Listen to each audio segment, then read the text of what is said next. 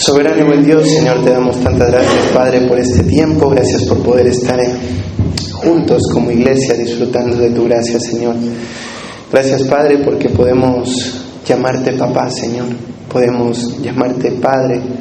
Podemos disfrutar de ser tus hijos y de considerarnos una familia, Señor. Gracias porque las personas que están a nuestro alrededor serán las que compartamos por toda la eternidad, Señor. Ayúdanos a abrazar esa realidad y a ver, Señor, el valor y la importancia que la iglesia tiene en la mente de un creyente, Padre, en tu propia mente, Señor. Padre, te amamos y oramos para que tu palabra, Señor, nos siga dirigiendo nuestra vida, nos sea exhortando, Señor, a una vida que te honre, Padre, y te lleve gloria a ti. Gracias, Señor, por este tiempo y oramos en el nombre precioso de Cristo Jesús. Amén. Bueno, quiero que me acompañen en sus Biblias al libro de Génesis, el capítulo 1. Génesis, capítulo 1.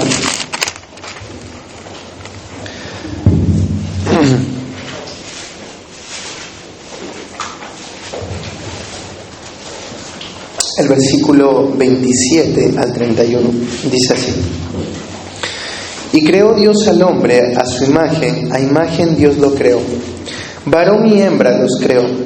Y los bendijo Dios y les dijo: fructificad y multiplicaos, llenad la tierra y sojuzgadla, y señoread en los peces del mar, en las aves de los cielos y en todas las bestias que se mueven sobre la tierra.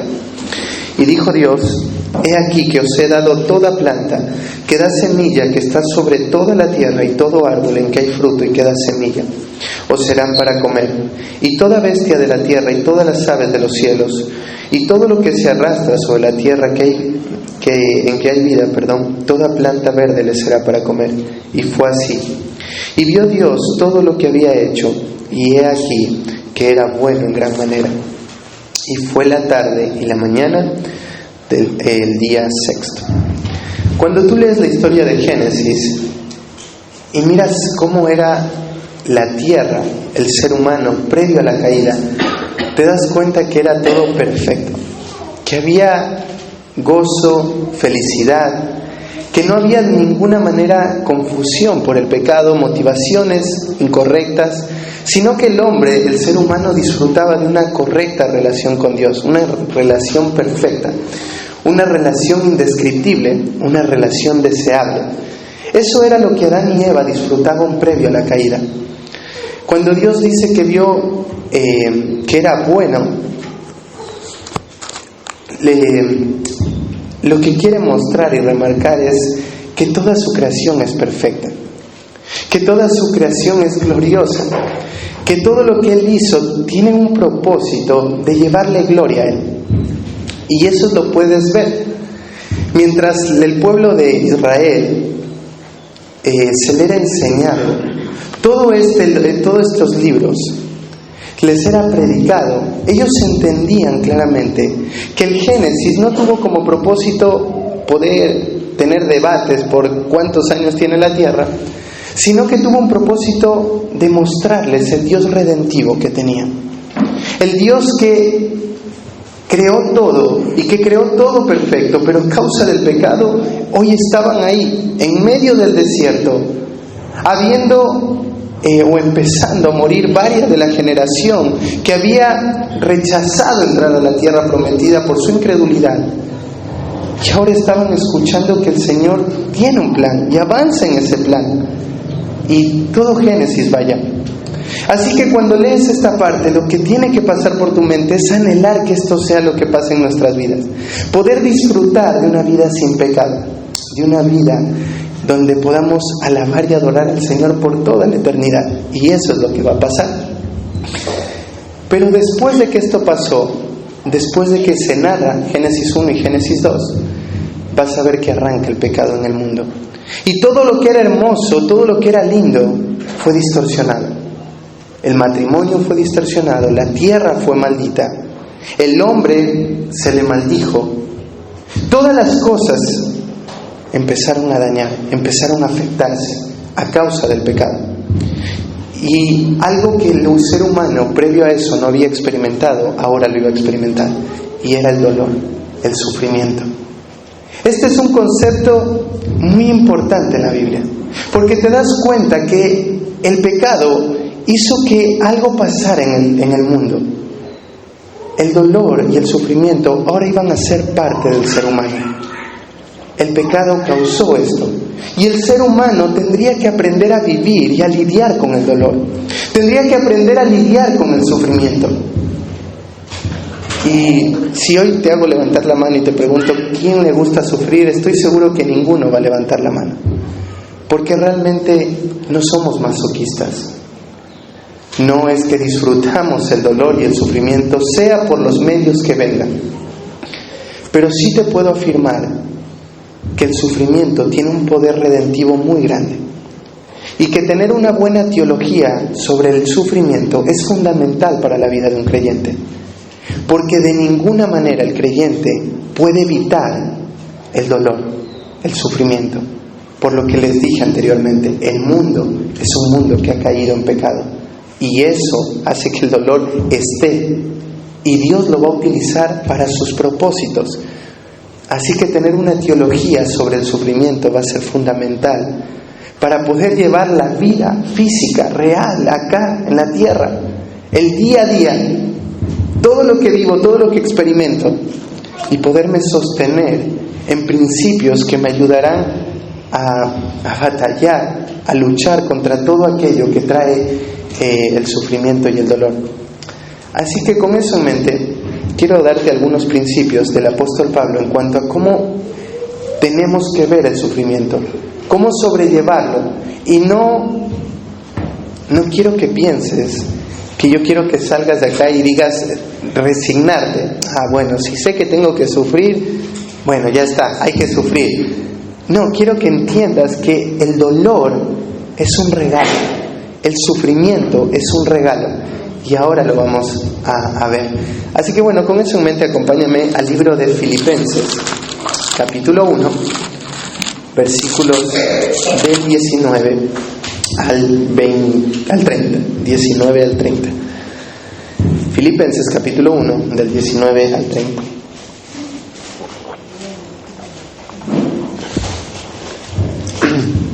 Dice así: porque sé que por vuestra oración y la suministración del Espíritu de Jesucristo, esto resultará en mi liberación, conforme a mi anhelo y esperanza de que en nada seré avergonzado. Antes bien, con toda confianza, como siempre, ahora también será magnificado Cristo en mi cuerpo, o por vida o por muerte. Porque para mí el vivir es Cristo y el morir es ganancia. Mas si el vivir en la carne resulta para mí en beneficio de la obra, no sé entonces qué escoger, porque de ambas cosas estoy puesto en estrecho, teniendo deseo de partir y estar con Cristo, lo cual es muchísimo mejor. Pero quedar en la carne es más necesario por causa de vosotros. Y confiado en esto, sé que quedaré, que aún permaneceré con todos vosotros, para vuestro provecho y gozo de la fe, para que abunde vuestra gloria de mí en Cristo Jesús por mi presencia otra vez entre vosotros.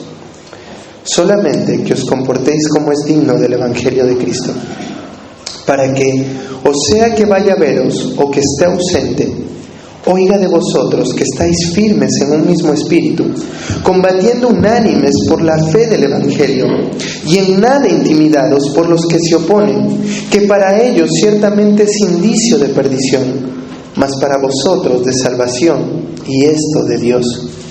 Porque a vosotros os es concedido, a causa de Cristo, no solo que creáis en Él, sino también que padezcáis por Él, teniendo el mismo conflicto que habéis visto en mí y ahora oís que hay en mí.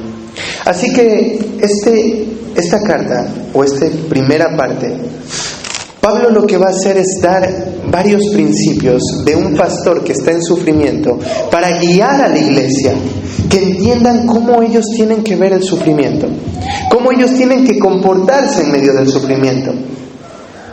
Ahora, permíteme darte un poco de trasfondo de la carta para que veas que Pablo no estaba escribiendo desde una hamaca paraguaya comiendo uvas y diciéndole a la gente, bueno, sufran, y él estaba bien. Pablo estaba en una cárcel. Si bien no era la cárcel tan intensa como va a ser más adelante en 2 de Timoteo, él estaba preso en Roma, en una casa, como termina ahí Hechos capítulo 28. 2 guardias lo custodiaban y por la gracia de Dios le permitían tener personas que lo fueran a visitar constantemente. Esta fue la manera como el Evangelio fue creciendo en Roma, por medio de un hombre que estaba en la cárcel. Pero el hecho de que estaba preso domiciliario, en una prisión domiciliaria, no significa que no estaba privado de la libertad. No significa que tenía acceso a todo. Porque hoy tal vez tú piensas en una prisión domiciliaria y te imaginas a una persona en su casita, en las comodidades de su hogar. Está bien, privado de la libertad, pero tiene todas esas beneficios de estar en su casa. En ese entonces no era así. Le asignaron eso para luego enviarlo a una cárcel y matarlo. Luego le permitieron estar libre. Pero Pablo estaba en un lugar donde no tenía libertad, donde estaba sufriendo, donde los soldados lo trataban mal, donde muchos de los cristianos no querían acercarse a Pablo, por lo que eso traía la identificación y tal vez muerte a ellos mismos. Así que Pablo estaba sufriendo. Estas son una de las cartas conocidas como las cartas de la prisión. Y Pablo desde la prisión va a exhortar a la gente que está libre a vivir una vida que honra al Señor. La iglesia de Filipos se fundó de una manera muy particular. El Señor en Hechos capítulo 16 muestra una imagen, una visión al apóstol Pablo, de un varón macedonio diciéndole: pasa a Macedonia y ayúdanos. Así que Pablo, entendiendo que esto venía parte del Señor, pasa a Macedonia y ahí arranca algo que el Señor permite, que ahí se fundara una iglesia, la primera iglesia en Europa. Pablo entra a ese lugar y se encuentra con una mujer que estaba endemoniada. Una mujer que era usada por 2 hombres para obtener recursos, para obtener dinero por medio de la adivinación que esta mujer hacía. Esta mujer, cuando mira al apóstol Pablo, el demonio le empieza a gritar: oh Pablo, siervo del Altísimo. Y Pablo no quería de ninguna manera identificarse con esta persona. Así que lo manda a callar al demonio y lo expulsa de esta mujer. Esto hizo que la gente se enojara mucho porque estaban perdiendo sus ganancias, porque ya no tenían cómo seguir jugando o manipulando a la gente para obtener dinero. Así que hicieron un alboroto en la ciudad, hicieron que la gente se agolpara y trataron al apóstol Pablo de una manera muy grosera, muy tosca. Ahora la vamos a leer. Y Pablo ahí en la cárcel va a predicar el Evangelio y el Señor hace que se convierta el carcelero. Y ahí tenemos el versículo de: cree en el Señor Jesús y serás salvo tú y tu casa. Este hombre, después de haber creído, lo agarra al apóstol Pablo y le dice: esto también tiene que saberlo mi familia. Lo lleva a la familia y en esa misma noche todos se bautizan. Y fue algo precioso. Así que la iglesia conocía al apóstol Pablo, sabía cómo la iglesia se había fundado, sabía el dolor que este hombre había experimentado.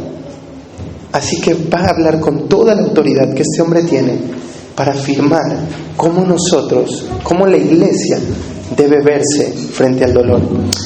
Así que bueno, ahí arranca en el versículo 19. Espérenme un ratito.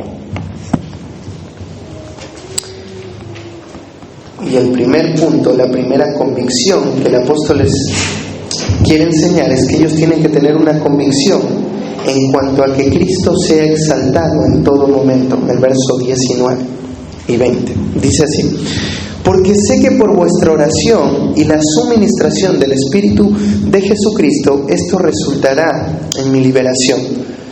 Pablo está hablando de algo. Él les dice que él está preso, pero que ellos van a colaborar a través de su oración y de la ayuda del Espíritu Santo para que él quede libre de la cárcel.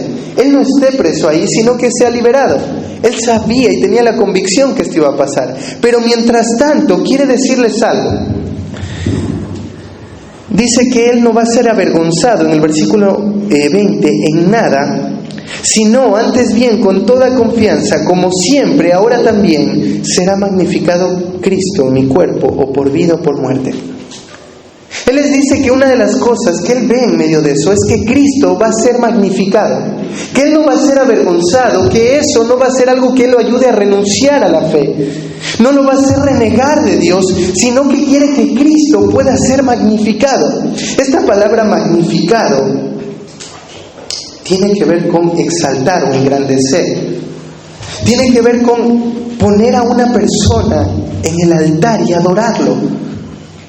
Pablo dice, yo quiero que en medio de la situación que estoy viviendo, Cristo pueda ser exaltado. ¿Por qué Pablo diría esto? ¿Por qué no solamente bastó con decirles que sus oraciones y por medio del poder del Espíritu él iba a salir de la cárcel? Porque quería que la iglesia entienda que en medio del dolor, el pensamiento que tiene que estar en mi mente es que Cristo pueda ser honrado. ¿Por qué? Porque es en medio del sufrimiento donde uno tiende a negar a Dios. Es en medio del sufrimiento y del dolor donde la incredulidad crece. Es en medio del sufrimiento y del dolor donde el orgullo se plasma y se refleja en el corazón, pensando que yo podría hacer un futuro mejor si tomara yo las decisiones. En medio del dolor el egoísmo se aplaca y se afirma en el corazón, porque lo único que busca es la salida y la satisfacción propia. Así que Pablo dice, es ahí, es en medio de esa situación donde Cristo tiene que ser exaltado, donde la gente tiene que mirar al Señor, donde la gente quiere verte a ti y tiene que ver a Dios. Pero es en medio de esa situación donde muchas veces como creyentes no reflejamos al Señor, donde no lo honramos. Ahora, acompáñame un ratito a Hechos capítulo 16, para que veas por qué fue tan trascendente esto que le dijo el apóstol Pablo a la iglesia. Hechos capítulo 16.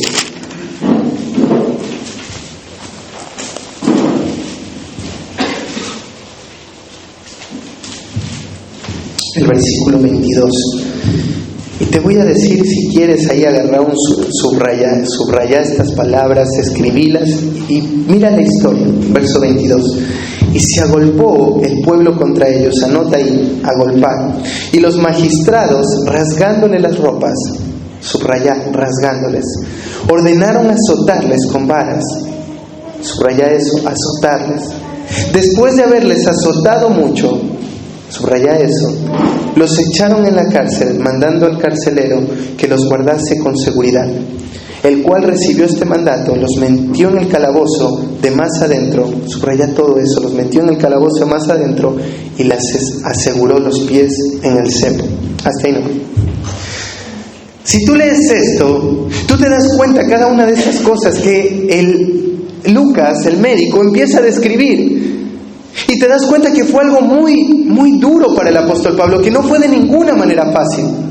Dice que primero la gente se agolpó. Esto significa que estaban personas haciendo como una manifestación, envolviéndolo al apóstol Pablo y empujándolo, lastimándolo todos, como cuando le hacen malteada a alguien.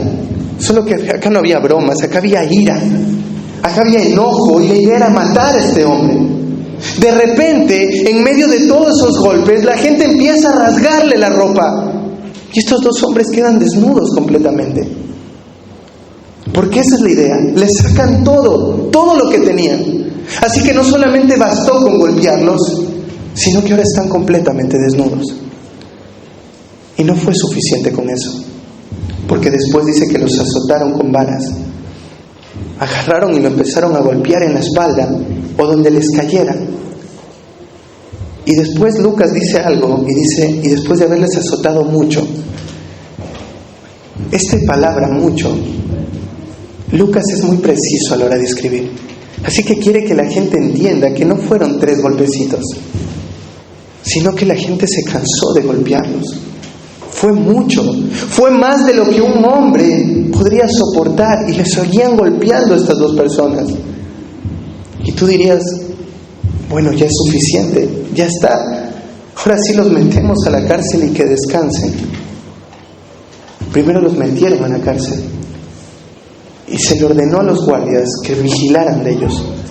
Y estos guardias para no tener nada que ver con estos hombres, para no tener problemas, para que no haya ninguna liberación, que nadie se preocupe por esto. Dice que los mandaron a la cárcel del más al fondo, donde no tenían acceso a la luz, donde no podían hablar con otros presos. Lo mandaron hasta el fondo. Algunos describen o dicen que la cárcel era donde pasaban las aguas servidas, donde pasaba toda la basura, todos los baños que utilizaban ahí en Roma. Allá lo mandaron, en esa cárcel, al fondo. Tú dices, bueno, se acabó el sufrimiento, ya no tienen luz, están lejos de hablar con las personas, han sido azotados, están desnudos, ya está. Dice que les pusieron un cepo en los pies, y esto les ponían como el yugo que usan los bueyes. Los cerraron en los pies y no podían moverse. La idea era hacer que la circulación que no haya una buena circulación, y que se les amortigüen los pies, o sea, que sigan sufriendo. ¿Qué harías tú en ese caso? ¿Qué harías tú describiendo toda esta realidad de lo que el apóstol Pablo describió? Tal vez renegar de Dios, tal vez empezar a quejarte, tal vez empezar a no creer más, tal vez empezar a buscar tus medios para salir de ese dolor, tal vez hacer tantas cosas.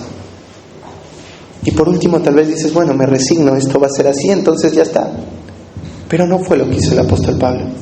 En medio de todo ese dolor, en medio de toda esa intensidad de lo que él estaba atravesando, créeme que lo último que esperarías de un cristiano es lo que hizo el apóstol Pablo. Pero es lo que tiene que hacer todo creyente que ha afirmado creer en Cristo y que entiende que Cristo tiene que ser honrado.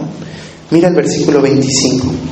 Pero más a medianoche, orando Pablo y Silas, cantaban himnos a Dios, y los presos los oían. Es impresionante ver que este hombre no estuvo ahí renegando, no estuvo sobando sus heridas, no estuvo llorando, aunque no te digo que sería malo. Él tenía algo en mente. La gente no puede ver que estoy acá dentro y verme renegar, dudar, porque si estoy acá es por el Señor. La gente tiene que ver que mi Dios es real, que estoy acá dentro y que Él tiene que ser exaltado, que la gente pueda mirarme a mí y exaltar a Dios. Que la gente pueda mirarme a mí y decir, esta persona realmente su Dios es genuino, es verdadero. Eso fue lo que vivieron estas personas. Así que dice que hicieron algo que humanamente nosotros pensaríamos que no lo harían. Se pusieron a cantar los salmos que el apóstol Pablo sabía. Y empezaron a cantar, y no fue un cántico en silencio, no fue tarareando, fue gritando, porque recuerdas, estaban en la cárcel de más al fondo, pero dice que los presos los oían. Pablo y Silas estaban gritando para ser escuchados de que eran presos, humillados, adoloridos, pero que su Dios está vivo y tiene control de todo lo que estaban experimentando.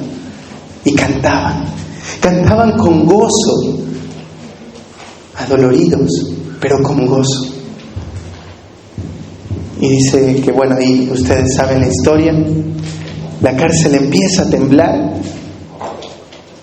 las puertas de la cárcel se abren, el carcelero quiere correr porque sabe que lo iban a matar, y de repente Pablo, pudiendo huir de ese lugar, salir corriendo, dejar a todos ahí, ya lo mucho lo habían lastimado, era su oportunidad, Dios le abrió la cárcel.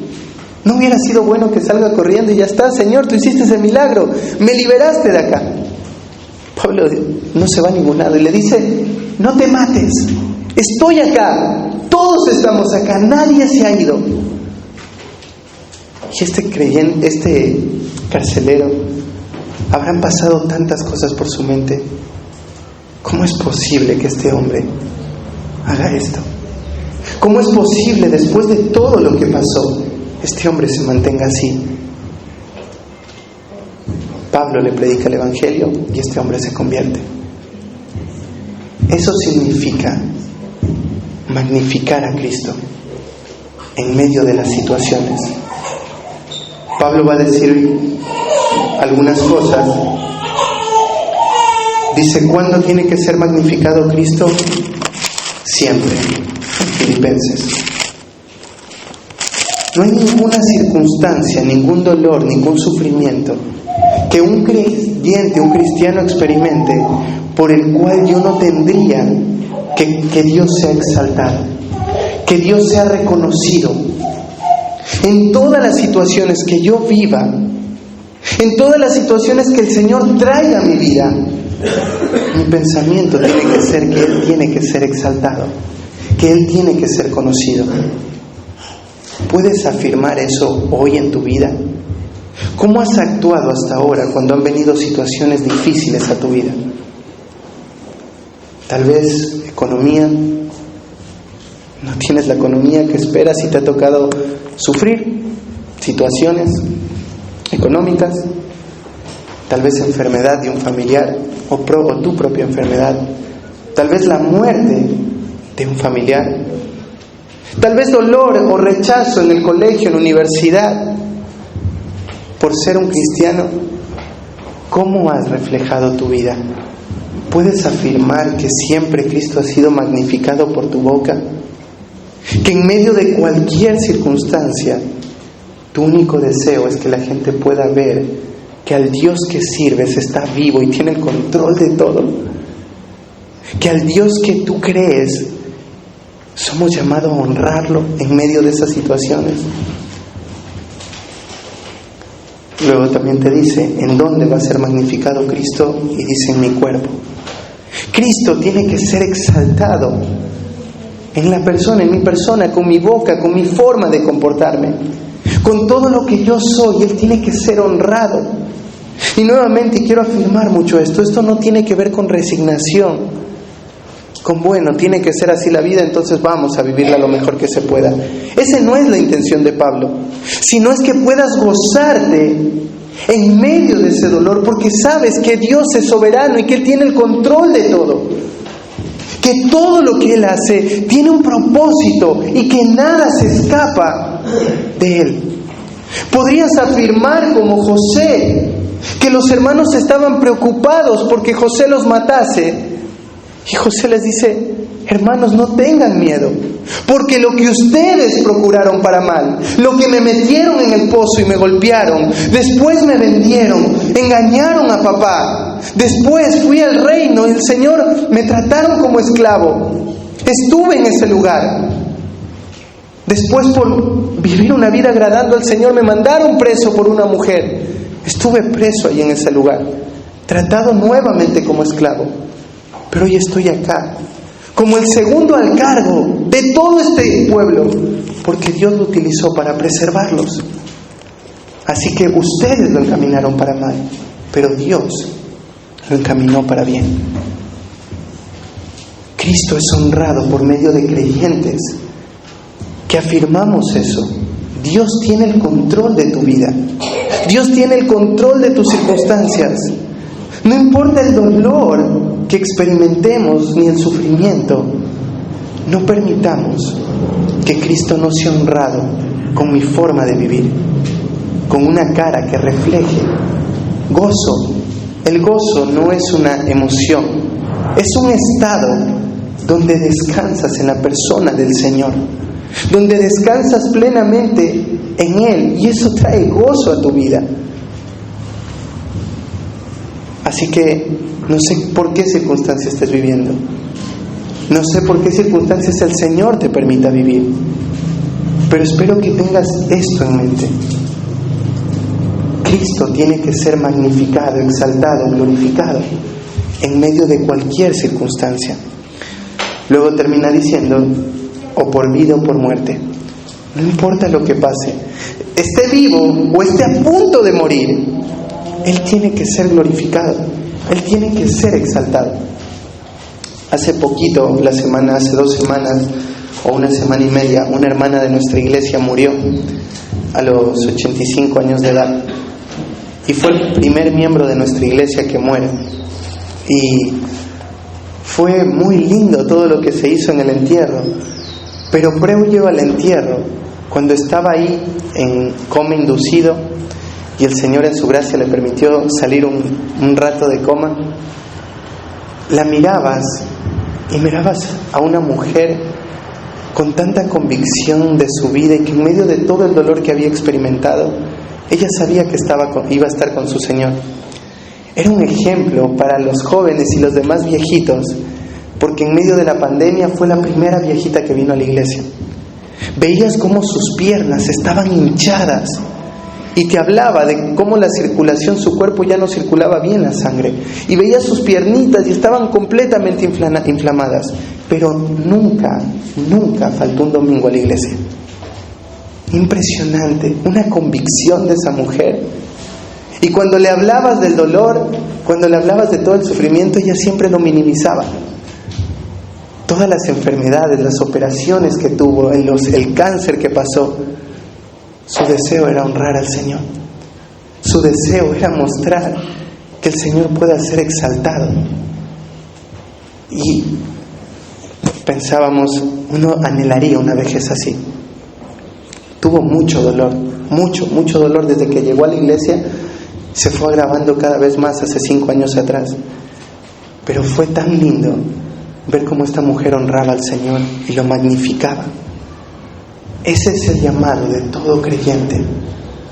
En medio de cualquier circunstancia, por vida o por muerte, en cualquier momento, Cristo tiene que ser magnificado. El verso 20, entonces Pablo afirma, verso 21, dice: porque para mí el vivir es Cristo y el morir es ganancia. Entonces la segunda cosa que va a poner, o la segunda convicción que este pastor les va a marcar a la iglesia, es que tengan la convicción en cuanto a cómo vivir en esta tierra. Ahora que entiendes que Cristo tiene que ser magnificado, que Dios está al control de todo, tienes que entender para qué estás acá en la tierra. Y Pablo dice: porque para mí el vivir es Cristo y el morir es ganancia. Es un texto que lo conocemos muy bien, que creo que uno de los primeros textos capaz que memorizaste. Pero tiene una teología muy profunda este texto. Una teología que la vas a ver en toda la Biblia, que la enseñaron todos los apóstoles y Cristo mismo. Que el creyente está en esta tierra con un solo propósito: vive acá para servir, para vivir una vida de servicio. No hay otra razón, otro propósito. El creyente no puede de ninguna manera dejar de vivir una vida de servicio, aunque la situación se ponga intensa y muy dolorosa. Y un ejemplo es la carta de Hebreos. La iglesia que le escribe el autor a los hebreos era una iglesia sufriente porque la persecución había venido, no con una intensidad tan grande al punto de matarlos, pero muchos creyentes habían perdido casas, trabajos, familia, estaban siendo vituperados, maltratados por afirmar ser creyentes. Y dice que algunos decidieron no congregarse, esperando o pensando que podían crecer o que podían reflejar a Cristo individualmente en sus hogares. A lo cual el autor a los hebreos les dice: no se dejen de congregar, no dejen de hacerlo, porque el Señor viene. Y esa es la motivación para estar juntos, estar listos como una iglesia, porque el Señor no viene por personas, viene por su iglesia. Así que ninguna razón puede afirmarse en mi vida para dejar de servir, para dejar de entender que esta es la convicción de todo creyente. Aún en medio del dolor, mi vida tiene que reflejar una vida de servicio. Y es lo que dice el apóstol Pablo. ¿Por qué? La razón por la que Cristo es magnificado, por la que quiero que la gente lo mire, es porque yo estoy acá con una sola razón: para vivir para Cristo. Y el morir es ganancia. El morir para mí es ganancia. Claro, la muerte no es algo que tiene que afligirnos. Así que si vienen enfermedades, persecución, o aún si estoy a punto de personas que me pondrían un arma para matarme por mi fe, no es algo que tiene que preocuparnos. Porque la muerte va a venir. Y el Señor lo sabe. No sabemos cómo va a ser, pero sí tenemos algo en cuenta. De que mientras estamos vivos, el vivir es Cristo. ¿Qué significa que el vivir es Cristo? Porque Pablo lo dijo otras veces, Gálatas 2:20, con Cristo estoy juntamente crucificado y ya no vivo yo, mas Cristo vive en mí. Y lo que antes lo vivía en la carne, ahora lo vivo en la fe del Hijo de Dios, el cual me amó y se entregó a sí mismo por mí. Antes lo vivía así, antes vivía para mí, pero ahora vivo para el Hijo de Dios. ¿Qué significa eso? Verso 22. Mas, si el vivir en la carne resulta para mí en beneficio de la obra, no sé entonces qué escoger, porque de ambas cosas estoy puesto en estrecho, teniendo deseo de partir y estar con Cristo, lo cual es muchísimo mejor, pero quedar en la carne es necesario a causa de vosotros. Para Pablo, vivir para Cristo es vivir para los hermanos.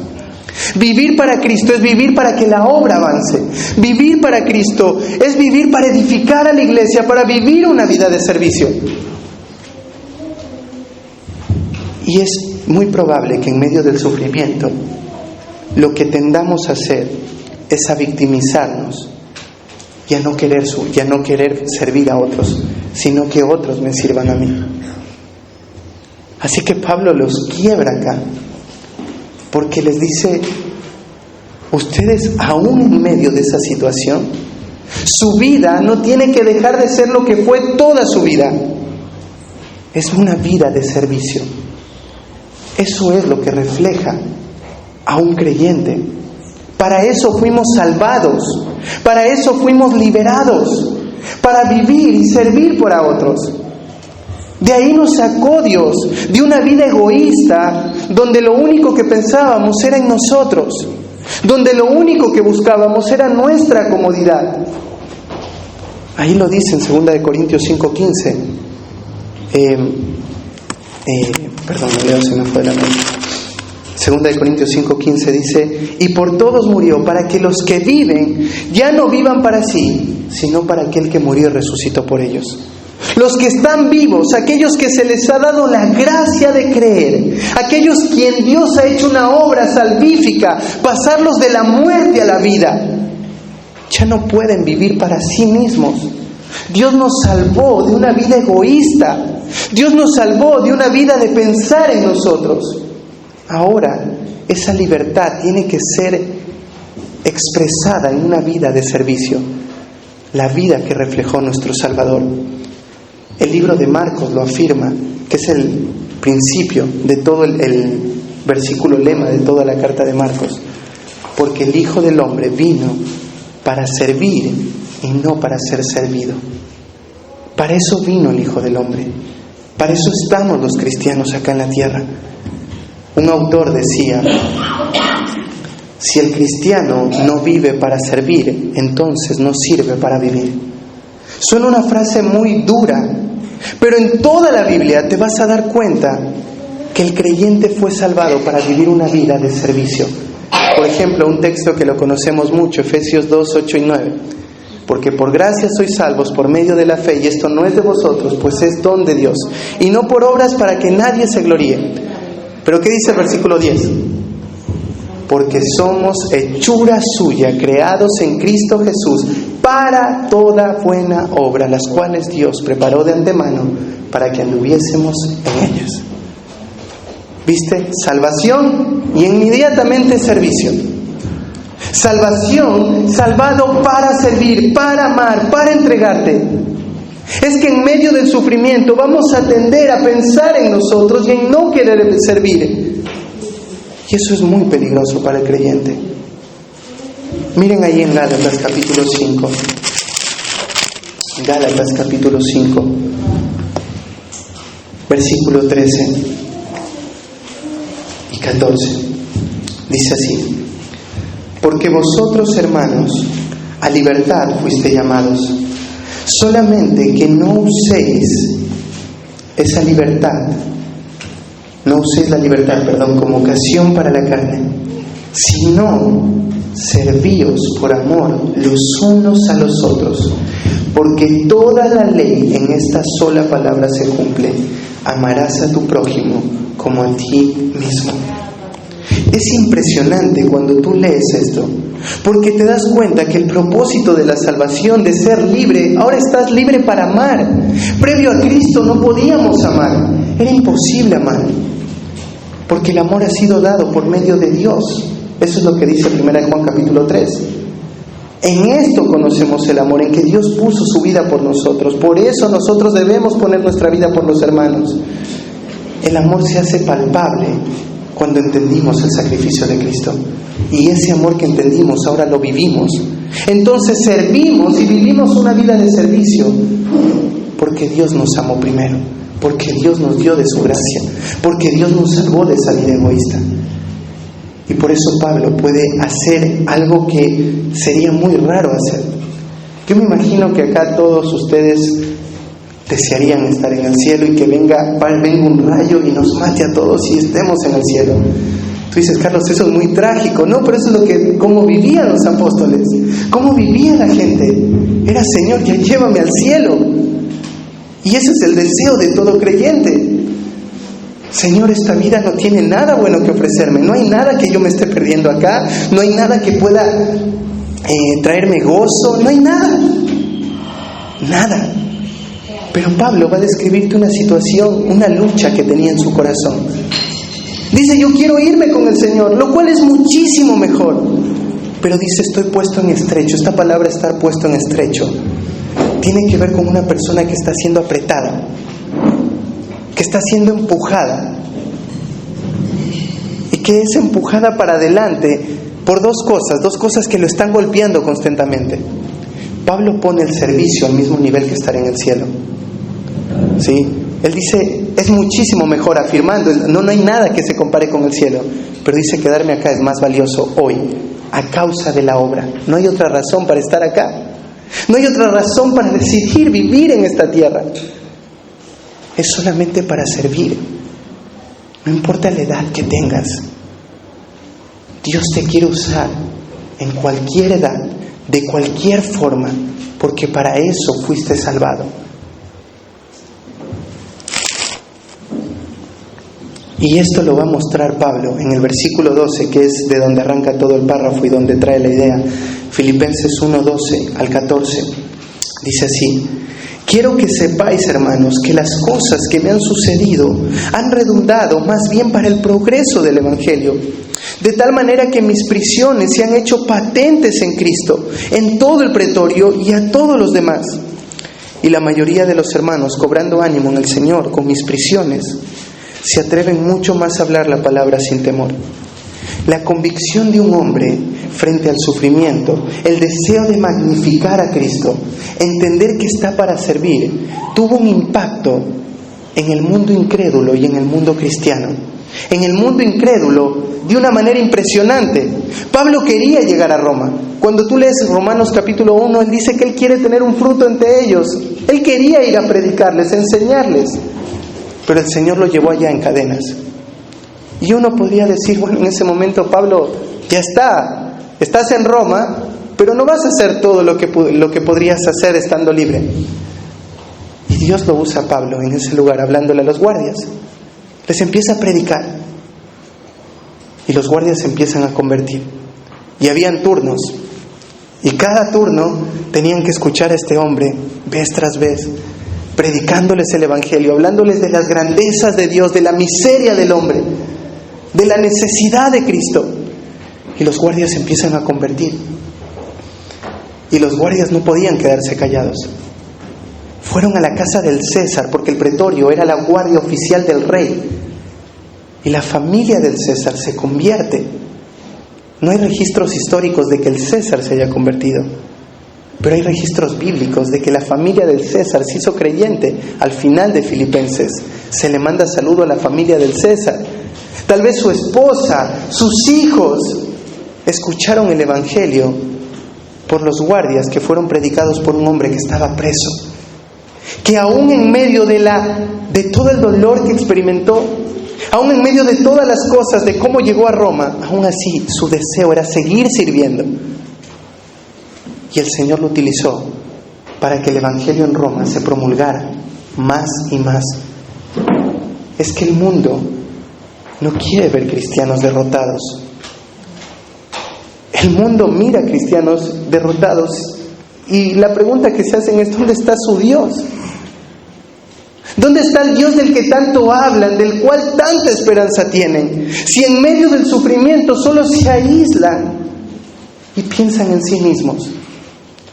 Pero cuando un creyente afirma que Dios está al control de todo y que su vida tiene que ser una vida de servicio, Dios te puede usar para grandes cosas en el mundo inconverso. Y por medio de tu predicación y tu testimonio, el Señor puede traer a la salvación a muchos. Pero no solo pasó eso. Dice, y la mayoría de los hermanos, o sea, había muchos hermanos, cobrando ánimo en el Señor con mis prisiones, se atreverían mucho más a hablar la palabra sin temor. No todos, pero la mayoría no se escondieron en sus casas.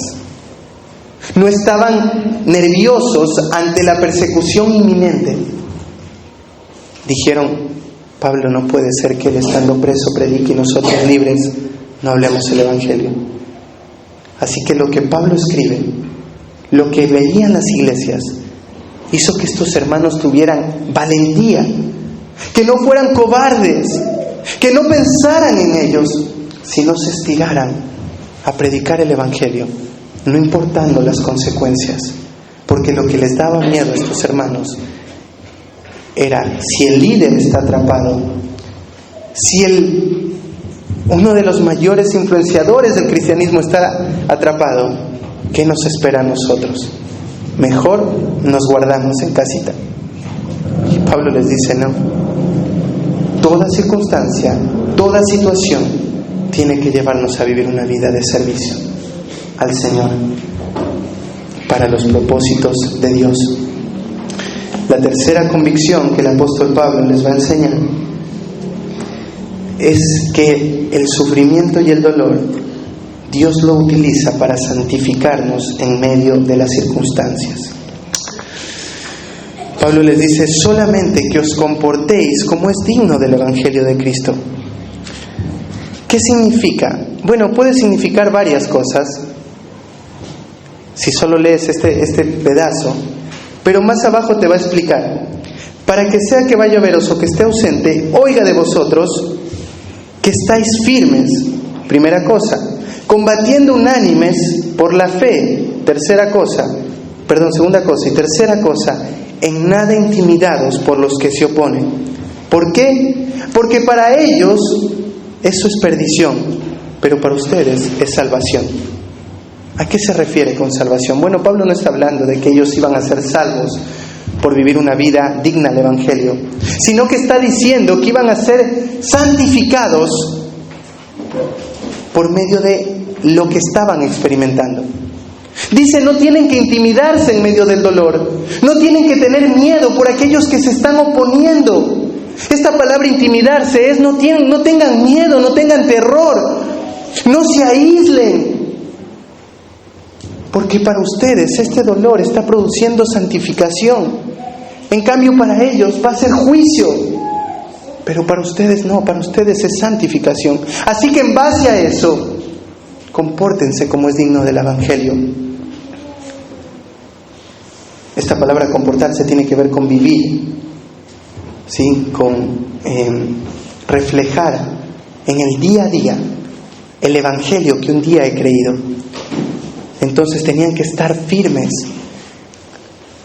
en un mismo espíritu, que nada los llevara a estar a desanimarse, sino que estaban firmes, convencidos de lo que habían ellos creído y unánimes en la fe, porque esto iba a causar muchas divisiones en la iglesia. Pablo va a hablar más adelante y les va a hablar varias veces de que tienen que vivir en unidad. Evidentemente dentro de la iglesia empezaron a haber conflictos por personas que querían en medio de ese dolor, tal vez aislarse, y otros que no. Y Pablo dice, no, manténganse juntos, unánimes. Todos han creído ese evangelio, manténganse firmes. Y no se intimiden, no tengan miedo, porque esto está produciendo santificación. Y es en medio del dolor que el Señor obra en santificación. Es en medio del dolor que el Señor va llevándonos a ser conformados a la imagen de Cristo. Es el medio que el Señor utiliza.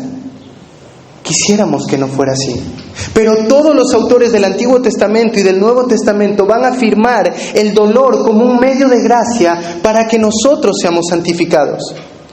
¿Por qué el dolor? Ahora lo vamos a ver en el siguiente texto. Pero el dolor es algo que nos saca cosas que están en nuestro corazón. Así que tengo que verlo como ese medio de gracia de santificación. Dios purificándome al sacar toda la basura, toda la miseria que está en nuestro corazón cuando el dolor aparece. En este caso particular era el miedo. El miedo por no ser perseguido. El miedo por no ser atacado les llevaba a no comportarse como es digno del Evangelio. Y Pablo dice, no puede ser así.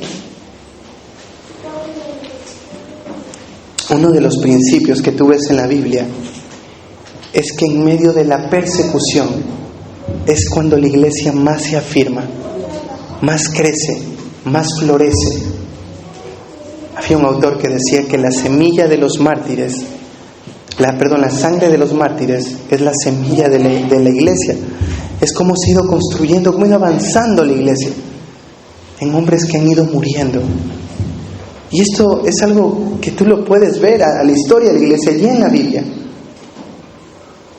Dios va purificando a su iglesia, Dios va santificando a los creyentes a medida que experimentan sufrimiento, porque van a salir muchas cosas de nuestro corazón, muchísimas. Entonces tenemos que estar convencidos que en medio del dolor el Señor lo utiliza para santificarnos.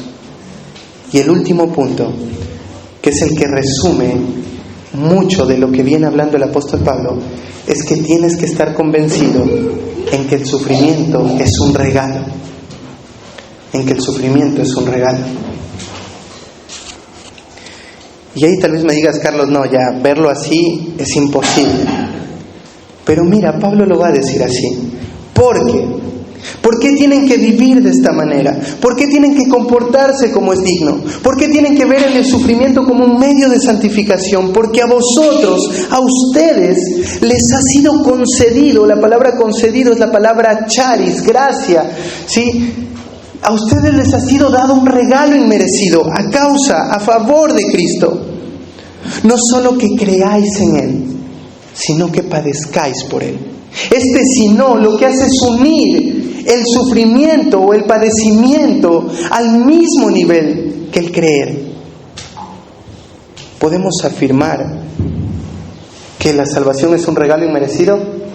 Sí, no la merecemos de ninguna manera. De la misma manera el sufrimiento es un regalo inmerecido. Ahora te voy a explicar por qué. Pero Pablo va a poner al mismo nivel estas dos cosas. Así que primero deslumbrémonos por qué la salvación es un regalo inmerecido, para que podamos ver por qué el sufrimiento es un regalo inmerecido. Les dice que les fue concedido el creer. El creer es un regalo y es una obra plena de Dios. Efesios 1:4 dice que Dios nos escogió antes de la fundación del mundo. Efesios capítulo 2 dice que fuimos escogidos para que en las futuras generaciones el Señor, las grandezas de su misericordia puedan ser alabadas. Todo lo que Él hizo, ¿por qué? ¿Por qué la salvación es algo tan grande? Por la condición en que el ser humano estaba. Vas a Efesios y dice que estábamos muertos en nuestros delitos y pecados. No había nada bueno en nosotros que pudiera llamar la atención de Dios. Éramos por naturaleza hijos de ira, lo mismo que todos los demás. Éramos hijos del diablo que la ira de Dios recaía sobre nosotros en cualquier momento. Éramos objeto de la ira de Dios, como dice Salmo 7:11. Dios es juez justo y Dios está airado contra el impío todos los días. Eso éramos por naturaleza.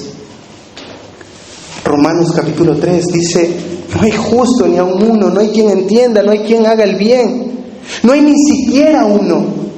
Su garganta tiene veneno, áspide sale de su boca. Todos se desviaron a una se hicieron inútiles.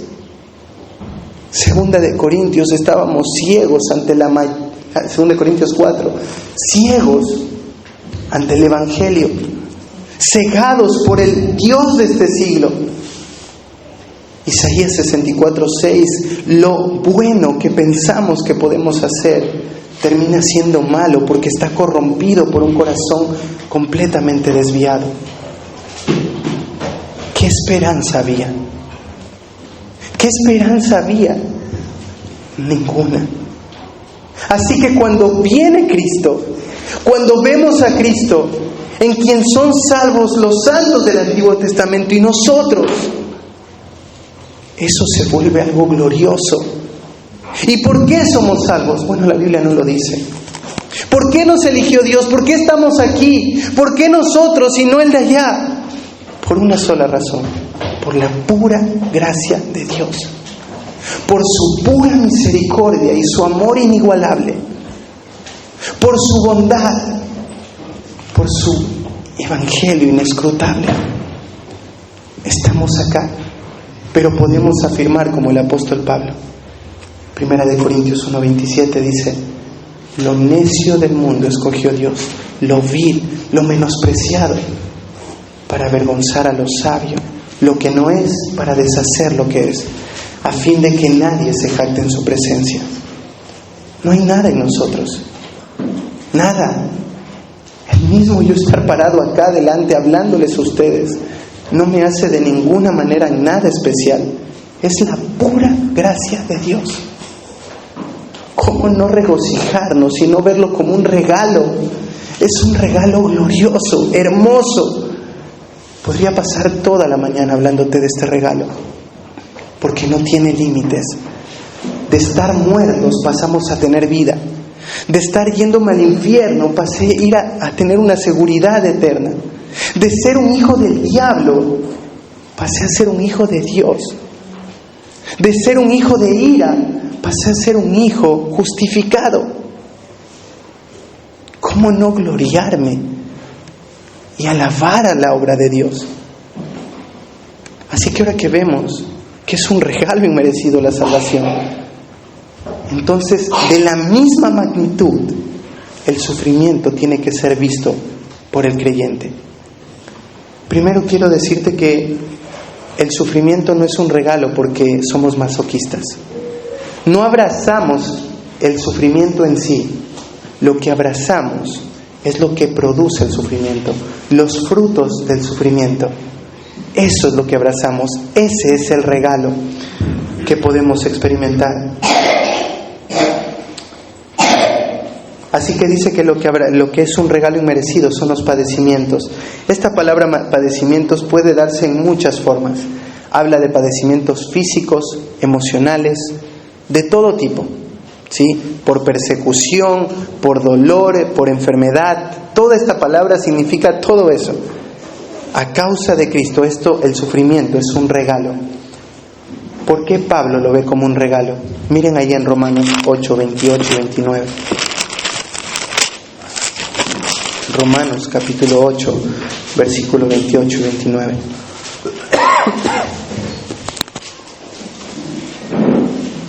Dice así: y sabemos que los que aman a Dios, todas las cosas les ayudan a bien.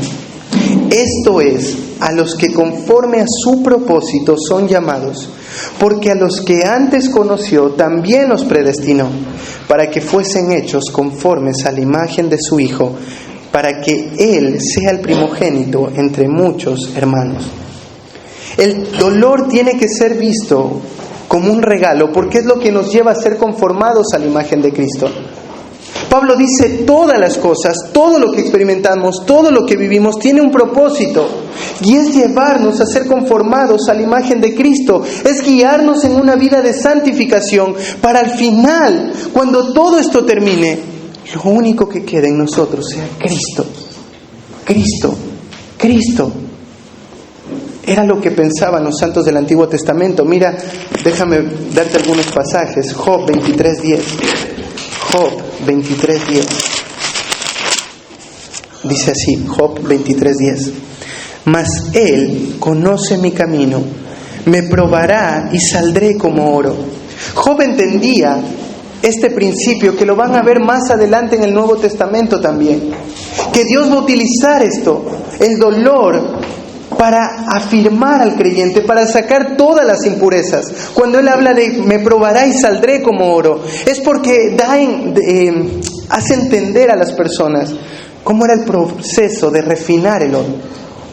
Tiene que ser a un fuego muy candente para sacar todo aquello que lo envuelve, que hace que eso sea impuro, que no tenga el valor que debería de tener por todas esas impurezas.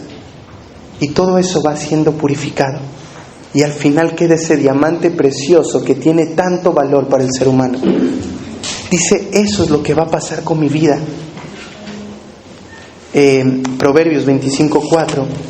Salomón va a afirmar lo mismo años más tarde. Dice así, Proverbios 25:4. Perdón, no es ese. Ahí luego se los busco. Pero es el versículo que dice, quita la escoria a la plata y saldrá alhaja al fundidor. ¿Sí? Quita las escorias de la plata y saldrá alhaja al fundidor. Nuevamente el mismo principio.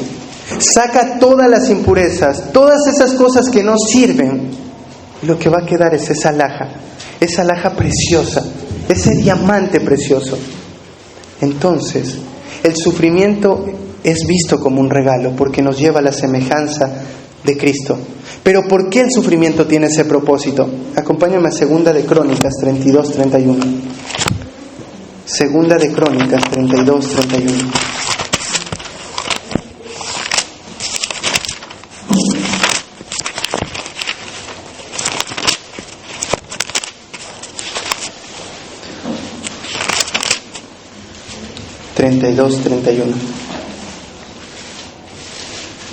Dice así: mas en lo referente a los mensajeros de los príncipes de Babilonia, que enviaron a él para saber del prodigio que había acontecido en el país, Dios lo dejó para probarle, para hacer conocer todo lo que estaba en su corazón. Ezequías se quería rebelar frente a Dios, y Dios iba a dejar caer su ira, pero él se arrepintió. Y Dios le dijo: vas a permanecer ahí cuando Babilonia venga, porque en medio del dolor que vas a experimentar, Dios va a probarte para saber lo que hay en tu corazón. ¿Cómo? Bueno, dice, para hacer conocer todo lo que estaba en tu corazón. Dios no necesita saber lo que está en mi corazón. Él lo sabe todo. Él es omnisciente. ¿Sabes quién necesita saber qué hay en nuestros corazones? Nosotros. Porque es en medio del dolor que nos lleva a saber qué hay ahí. Previo al dolor no sale nada. Cuando todo está bien, sonreímos y amamos al Señor y disfrutamos la vida cristiana. Y parece que todo es lindo y todo es bello. Pero cuando vienen las pruebas, cuando viene la disciplina, cuando viene el dolor, ya no todo lo vemos de la misma manera. Es en medio del dolor cuando la incredulidad crece. Personas que ya empiezan a desconfiar de Dios, que empieza a brotar dudas en el corazón. Pero Señor, todo este tiempo te he servido, he ido domingo tras domingo a la iglesia. ¿Por qué permites esto? La incredulidad empieza a crecer. Es en medio del dolor donde la ansiedad se incrementa, donde empiezas a pensar constantemente en el futuro. Pero ¿qué va a pasar si esto y esto continúa? ¿Cómo voy a estar? La ansiedad empieza a crecer. Es en medio del dolor donde el orgullo se quiere establecer. Yo tengo un mejor plan que Dios. Yo lo puedo manejar de mejor manera. Así me voy a mover para que este dolor mengüe. Es en el dolor, como decíamos anteriormente, donde el egoísmo empieza a gobernar. Donde empiezo a solamente pensar en mí y a tener autocompasión de mí. Y a ver que todos los demás entiendan que estoy en dolor y que tienen que cuidarme.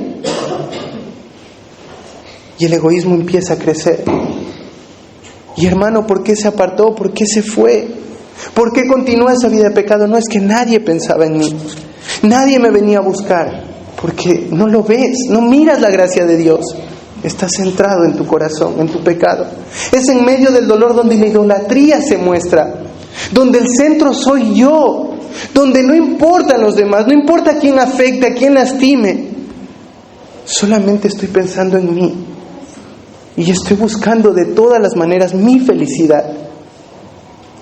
¿Te das cuenta de cuánta miseria puede salir de nuestros corazones cuando el dolor viene? Y te lo puedo hablar en carne propia, porque lo que te estoy diciendo aquí sale de mi corazón cuando viene el dolor. Sale de acá. No es que me invento y me pongo a pensar qué puede salir en el corazón de los hermanos. No, es de mi corazón. Y soy llamado a batallar y a recordar que el sufrimiento me ayuda a ver. Que gracias a Dios que está el sufrimiento, que me ayuda a mirar qué hay ahí. Que me ayuda a batallar con mi incredulidad, ansiedad. Que me ayuda a batallar con mi orgullo, mi egoísmo. Ahí es un regalo. Es un regalo porque nos conforma a la imagen de Cristo.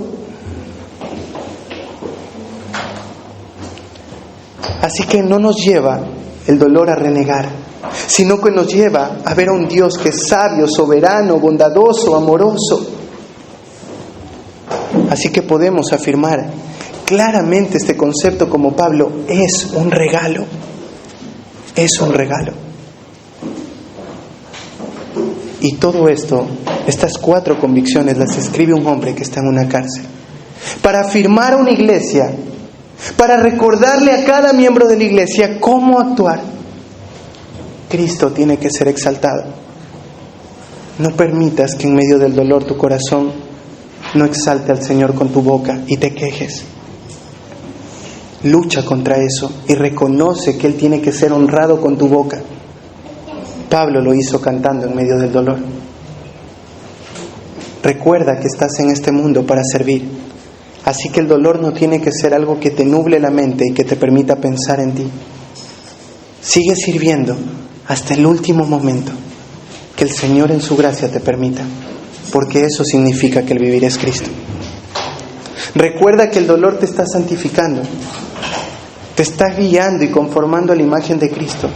Aunque no lo veas, es por medio del dolor que Dios te ayuda a madurar. Y recuerda que el dolor es un regalo de la gracia de Dios para mostrar la miseria que hay en nuestros corazones y poder acompañarnos, estirarnos a una vida que le lleve gloria a Dios. Es un regalo. Así que espero que este pequeño estudio de la teología del sufrimiento afirme tu corazón a cómo responder a lo que vas a experimentar toda tu vida hasta que partamos a la presencia del Señor, y donde toda lágrima va a ser enjugada y donde ya no va a haber más dolor. Oramos. Soberano y buen Dios, Señor, te damos tantas gracias por este tiempo, por tu bendita palabra, porque en ella, Señor, podemos afirmar nuestro corazón y estirarnos a una vida que te lleve gloria, Señor.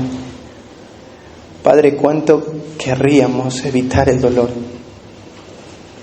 Cuánto querríamos, Señor, no atravesar por aquello, Señor. Pero cuántas gracias te damos, porque por medio de eso tú nos conformas a lo que quieres que seamos, como Cristo, Padre. Señor, ayúdanos a honrarte cuando el dolor venga, a no permitir que el pecado gane la batalla, Señor, sino a batallar contra todo aquello, Padre, que nos lleva a magnificarte, a exaltarte, a glorificarte. Señor, ayúdanos a no pensar en nosotros y a vivir una vida continua de servicio. Padre, tú nos has dado un regalo tan grande que hoy podemos amar. Y ese amor solamente puede ser visto cuando lo expreso, cuando lo doy, cuando vivo una vida de sacrificio, cuando no sirvo esperando algo a cambio, cuando sirvo a quien no lo merece. Eso es lo que tú nos expresaste con el amor por medio de Cristo. Señor, ayúdanos a ver en medio del dolor lo que quieres que dejemos para ser santificados. Señor, ayúdanos a ver como Pablo el dolor como un regalo, el sufrimiento como un regalo. Tú utilizaste las convicciones de este hombre para que el pretorio, la casa del César y aún los hermanos fueran afirmados. Usa nuestras vidas para que frente a un mundo incrédulo puedan creer en un Dios grande, soberano, y para que los hermanos sean fortalecidos por medio de las convicciones. Te amamos, Padre, y oramos en el nombre precioso de Cristo. Amén y amén.